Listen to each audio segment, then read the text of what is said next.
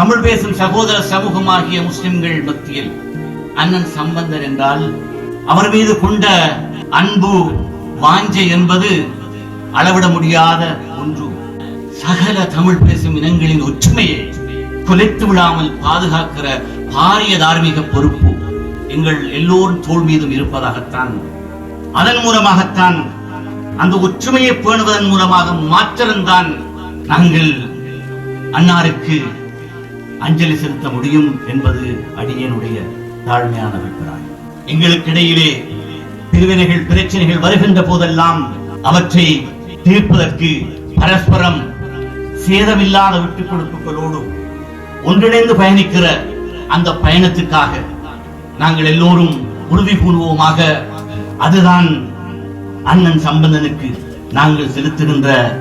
சிறந்த அஞ்சலியாக இருக்கும். அவருடைய ஆத்மா சாந்தி அடையட்டும், அவர் ஆன்மா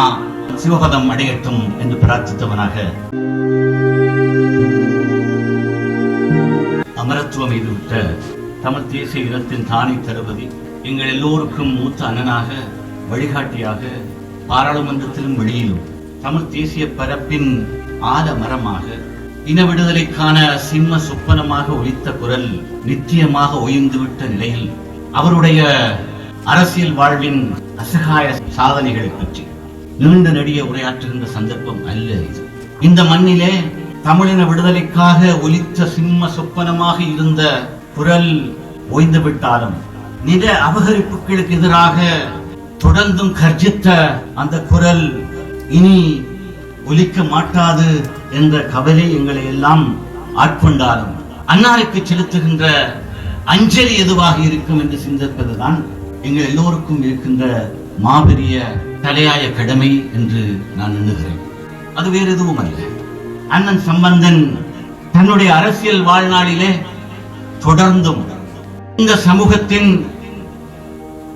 அரசியல் விடிவை, நியாயமான ஒரு அரசியல் தீர்வை நாடி நின்றாரோ அதை அடைவதற்கான சகல தமிழ் பேசும் இனங்களின் ஒற்றுமையை குலைத்து விடாமல் பாதுகாக்கிற பாரிய தார்மீக பொறுப்பு எங்கள் எல்லோரும் தோள் மீதும் இருப்பதாகத்தான், அதன் மூலமாகத்தான், அந்த ஒற்றுமையை பேணுவதன் மூலமாக மாற்றம்தான் நாங்கள் அன்னாருக்கு அஞ்சலி செலுத்த முடியும் என்பது அடியேனுடைய தாழ்மையான அபிப்பிராயம். தமிழ் பேசும் சகோதர சமூகமாகிய முஸ்லிம்கள் மத்தியில் அண்ணன் சம்பந்தன் என்றால் அவர் மீது கொண்ட அன்பு வாஞ்சை என்பது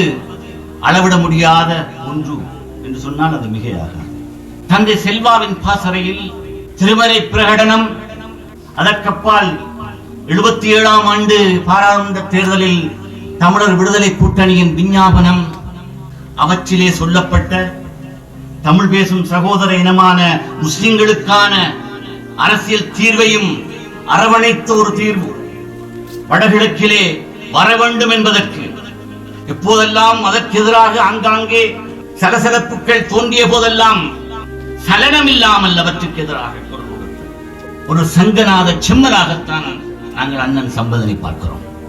80களின் நடுப்பகுதியிலே இருந்து 90களின் தொங்கல் வரைக்கும் ஆங்காங்கே வன்முறை சம்பவங்கள் இந்த வடகிழக்கு மண்ணிலே சகோதர படுகொலைகளாகவும் சகோதர இனங்களுக்கு இடையிலே பரஸ்பரம் படுமோசமான மனித படுகொலைகளாலும் பாதிக்கப்பட்ட போது தளராமல் என் மறைந்த தலைவர் மருகும் இம்மச்சம் அஷ்ரப் அவர்களுடைய வீட்டிலே வந்து ஆறுதல் சொல்லுகிற, அரவணைத்து பேசுகிற, இந்த அநியாயங்கள் நடக்காமல் பாதுகாப்பதற்கு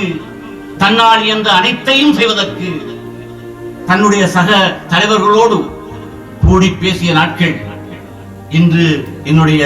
நினைவிலே நிழலாடுகின்றன. எனவே அந்த தலைமை, அதனுடைய குரல் நிரந்தரமாக ஓய்ந்து விட்டது என்பதற்காக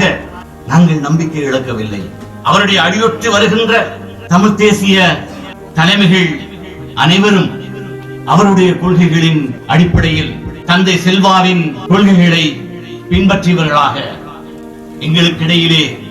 பிரிவினைகள் பிரச்சனைகள் வருகின்ற போதெல்லாம் அவற்றை தீர்ப்பதற்கு பரஸ்பரம் சேதமில்லாத விட்டுக் கொடுப்புகளோடு ஒன்றிணைந்து பயணிக்கிற அந்த பயணத்துக்காக நாங்கள் எல்லோரும் உறுதி பூர்வமாக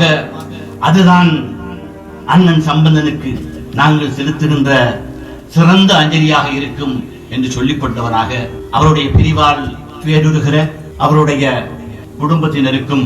தமிழரசு கட்சியினருக்கும் தமிழ் கூட்டமைப்பினர் தேசிய கூட்டமைப்பினருக்கும் ஒட்டுமொத்த தமிழ் பேசும் சமூகங்களுக்கும்